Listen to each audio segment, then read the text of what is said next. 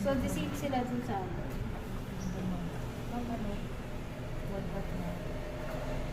Pasok. Half inch.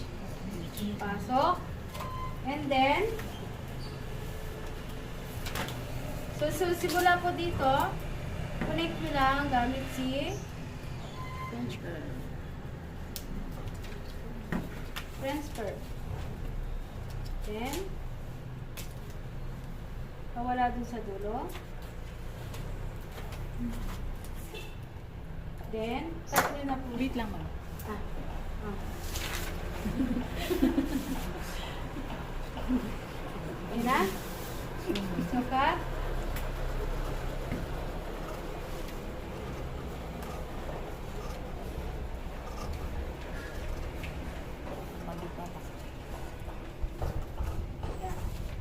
So, dito po sa sleeve, ang susukatin po natin na armhole, yung back pattern. So, punta kayo sa sleeve nyo. Nakaanood dyan, ano? Armhole from back pattern. So, ang pagsukat lang po, susundan nyo lang itong drawing. So, kung gusto nyo, pwede naman po ganito lang ang pagsukat.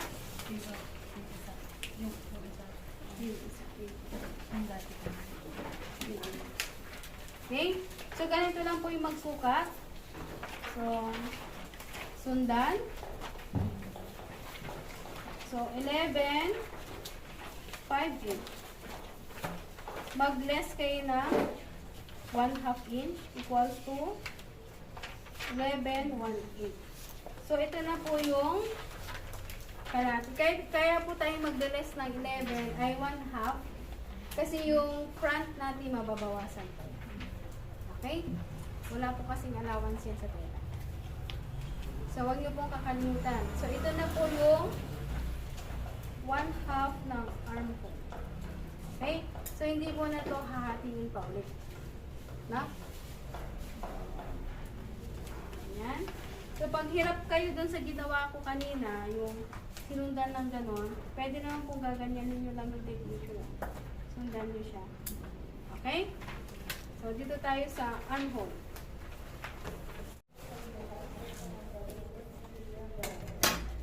So, i-fold ko to para dalawang side yung makat nyo ano. Yan.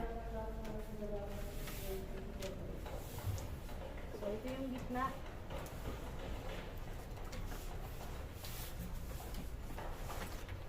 Then, gamit kayo ng straight line. So, ba kayo straight. So, simula dyan. Kunin nyo yung sleeve length with lion. So, sleeve length. Meron po dito sa ano L-square yung mga sukat na ano. And then, baba kayo ng 1.5 para po sa lawa. So, B, C. So, sa letter D, baba kayo ng 10 cm.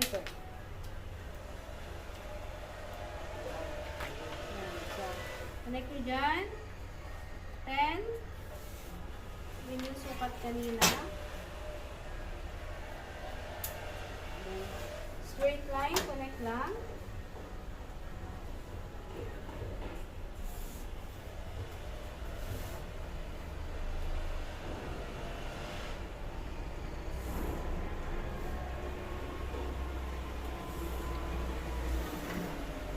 Okay? So, dito po, sa baba, kunin nyo yung half ng sleeve with long client or arm girth.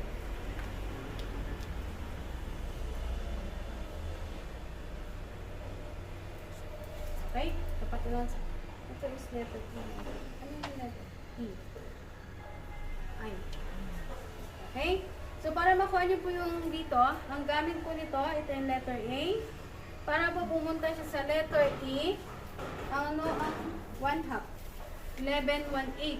Ano? So, simula po dyan. 11, 1/8. So, ito po, hindi po pwedeng bababa ganon. So, ito yung gamit ng 10 cm para hindi po siya kung saan-saan yung nilalagay. Okay? So, guhit. And then, divided by 4. So, wag nyo nang tanggalin. Divide nyo muna sa half. Then, divide ulit sa 1/4. Suka. Kabila. Okay. And then, straight line na.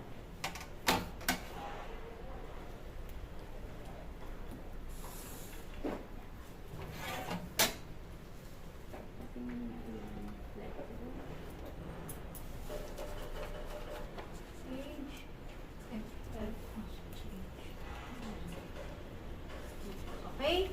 So, dito sa letter G, simula po dito sa linya ito, yan. Akyat kayo ng half inch. Or sukat kayo pataas ng half. Okay? Sa age naman, baba kayo ng 1/4. Okay? Okay. Okay. Then, connect na ng French curve. Para ito yung sinasabi ng concave and convex line. So, yan na po siya. So, simula po kay G, kay A, packet ang half, kay E, ay F. Mag-limit po yan. So, ganito po siya. So, go hit nyo yan, pag ganyan. Para po mag-letter S ang ating French curve mamaya. So, ganyan po siya pag nag-meet sila. Yan. Okay? Sa kabila.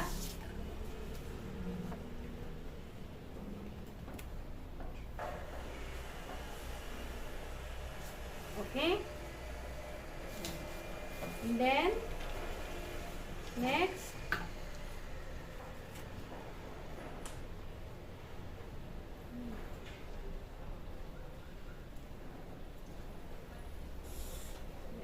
And then dito po, slanty.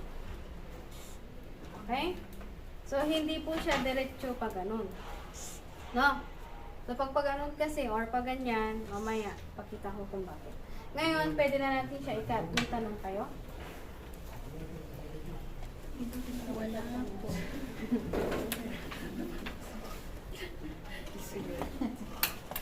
Kaya din. Sinulog siya ng 20. Windfall ako. Gabi-gabi. Pwede mo ba ulit papawasan ang akin? Pwede mo ulit 4. Sigaw sa ay. Maganda. Panatan.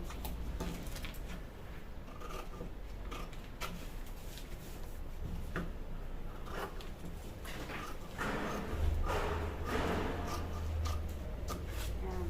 So, dito po sa gitna, kapag in-open nyo yan, ganyan siya, dapat wala pong mag-heart. So, straight pa rin. Kasi baka po susundan nyo yan nandito. Pag kinapin nyo, heart. Heart din. No? Mahirapan kayo magkabit. So, pag nag-cut kayo, wag lang kayo cut. Tignan nyo kung ano yung ganda ng lalabasan.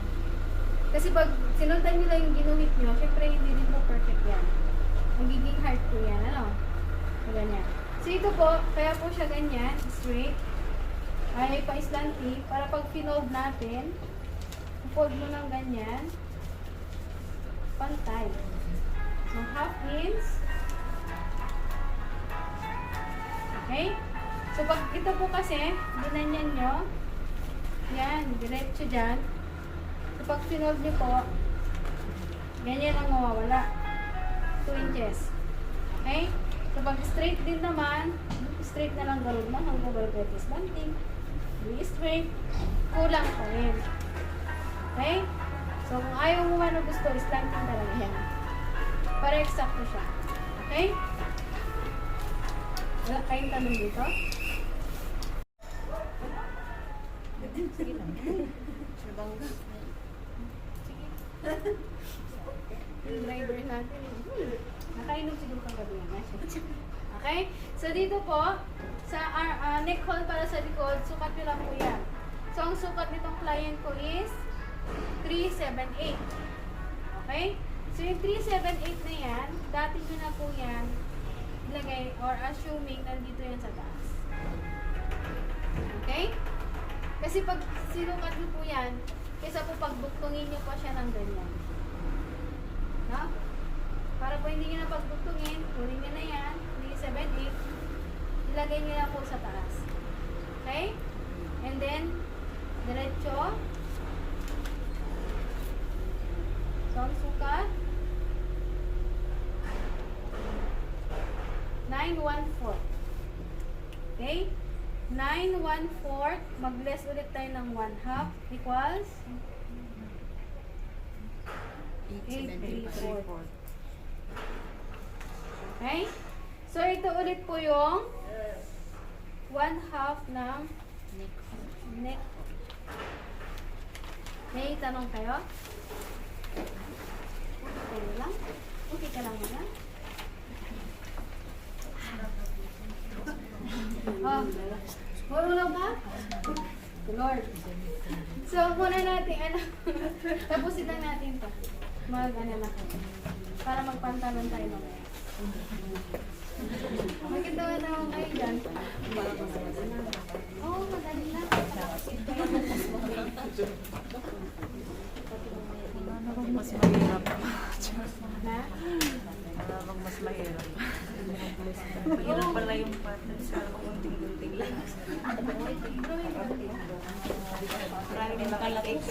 Paulo mo gaya. Walo kayo? Baka niya yung naman. Ay!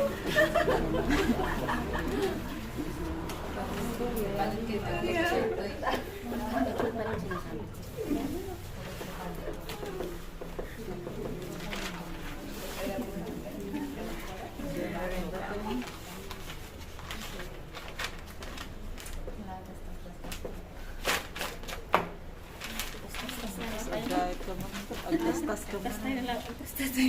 Ano, dahil kayo ano, pattern kayo kailangan yung gagstasin kayo. Ano pa yung pattern nyo? Taas ang pattern? Diba? Wala pang tapas. Wala pa. Ano yung pattern? Oh, dito timayat. Standing tall. Okay? So, mas maganda po ito. Mas malaki ang nindin nyo dito. Ngayon, may negosyante ko mga ito. Sana nga. Siya. Ito manager. Para, pero sabi niya mas manager daw yung isa. Oo. Siya yung ano, boss manager. Tinambang. Baka kailangan nyo ng ano yan, taga-tastas lang. Ako yung taga-buto. Ay, financers? Kailangan Freelancer kailangan namin. Taga-advertise na lang. Oo, kami na lang. Kami na lang taga-market nyo. Oo. Okay? Middleman. So, muna po natin ikangat is standing collar. Okay? So, yung sukat kasi ng collar. So, ano sa nyo? Ay, basahin. Okay? Medyo pinalit ko na po yung method nito.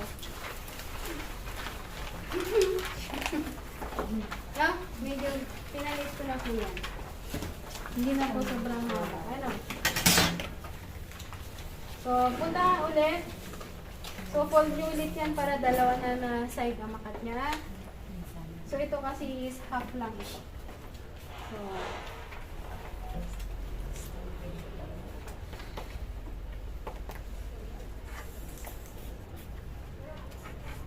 yan. So, baba kayo ng baba kayo ng 3 cm.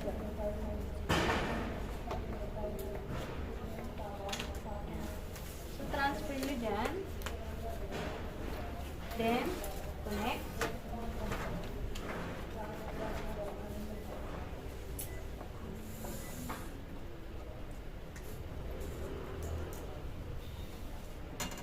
So, simula kay D, A to C, B to D, yun 1/2 measurement ng neck fold na galing dito.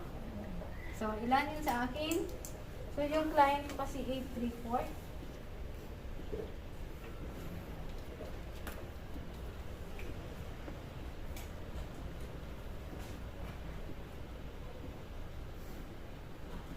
Yeah. So, D, C. Okay? So, connect. So, para po mapunta, si kay E, simula kay D, sukat kayo ng 1.5 cm. So, ito si letter E. So, simula naman po kay C hanggang kay M, sukat kayo ulit ng 1.5 cm.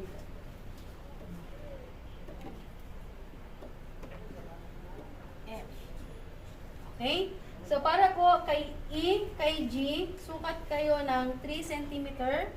So, dadaan po siya kay letter F. So, yan.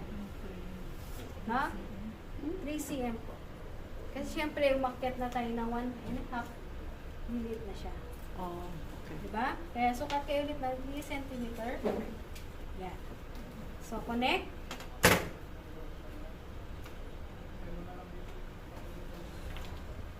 Yan. Okay? Tapos tayo dyan. So, para makuha nyo po si H saka si I, siya po yung midpoint ng D, B, saka A, C. So, ano yung half nila? So, para hindi po kayo mahirapan,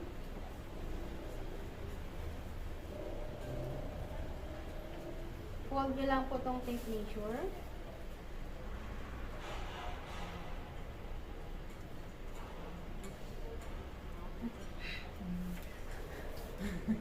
Nakanda yung amis ng katabi.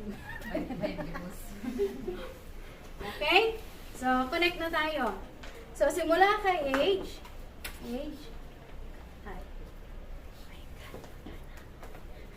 So, simula po dyan, connect nyo lang kay E. Gamit ang hip curve.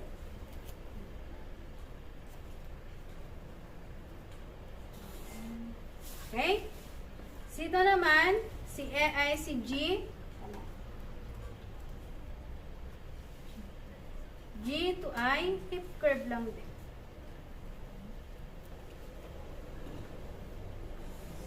Okay? So, yan na po yung ating standing. So, kung gusto ninyo, pabilog, pwede pong guhitan yung pabilog.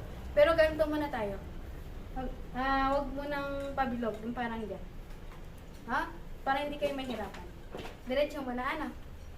So, ngayon, simula kay G, sukat kayo dati ng yung para makuha niyo po si letter K, 1.5 cm. So, ito si letter K. Para saan yan, ma'am? Standing. Standing. So ito, simula kay K, saka kay A, kunin niyo yung sukat. Kung ano yung sukat na yan, yan yung gagamitin natin para dito sa column. Oh, kabitan. Kaya mas nauna pong sinusukat ito kasi siya yung nakalagay dito, di ba? Siyempre, pag ikuha mo nga yung, alam mo yung may ethic doon na black. So, 7.5. Okay? Ngayon, ikakat ko na siya. Pin mo para sabay siya mga cut. So, wala kayong tanong? So, ito po kasi yung ginagamit namin sa industry. Ha? Kung meron po kayo alam, dati hindi ko yung buburahin. Dagdagan ko lang. So, baka po kasi, kung ano yung alam nyo dati, yung tinuturo ko ngayon, baka maging komplikado pag kino-compare nyo. Ano? So, huwag nyo muna i-compare. So, pag ginawa nyo doon, kung mas madali yung technique na alam nyo, yun ang gawin nyo. Okay? So, mas better din i-share nyo yan. So, cut ko na.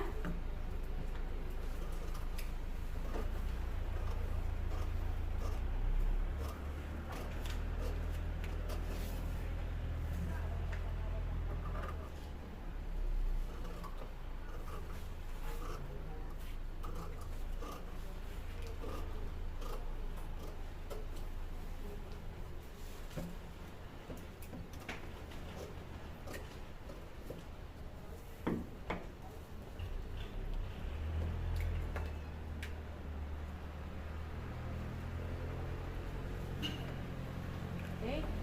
So, huwag niyo kalimutan dapat yung dito nyo. So, lagyan nyo nito ng nuts. Ibig sabihin yung gitna. Ito yung gitna. Okay? So, dito tayo sa may collar. Straight line tayo ulit.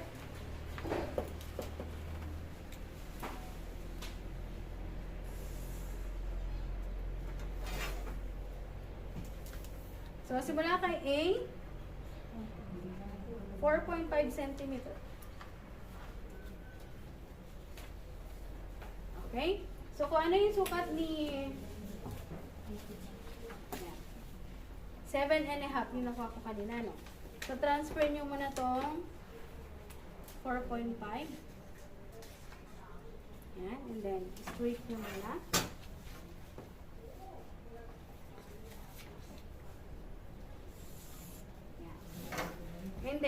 simula po kay B.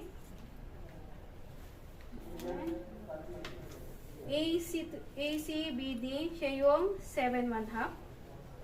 Yung nakuha ko po kay K to A. Okay?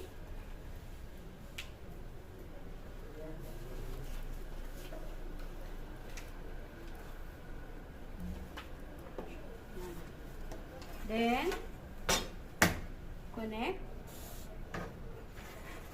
So, simula po dito, kay C, baba kayo ng 6 cm. So, sa si letter E. So, C to F, sukat kayo ng 1 inch. Okay? So, F. Ngayon, C, si E, saka si F, connect nyo lang silang dalawa.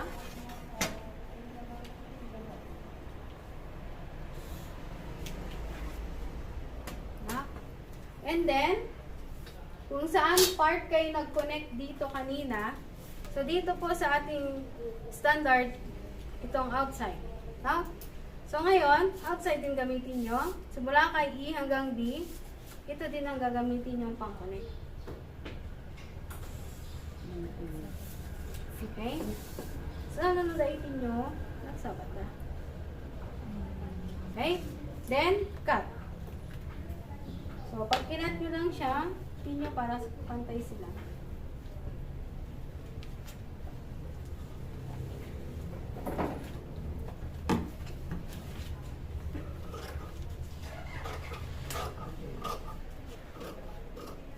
Yan. So, tapos na po ang ating Standing color. So, yan po siya. No? So, hindi na po kasi kagaya dati na sobrang kapal, di ba? Ngayon, sexy na. Kung gusto nyo mas malapad yan, pwede nyo lang pong dagdagan yung width. The same lang din po ang step, ang procedure yan, kung gusto nyo mas malapad yan.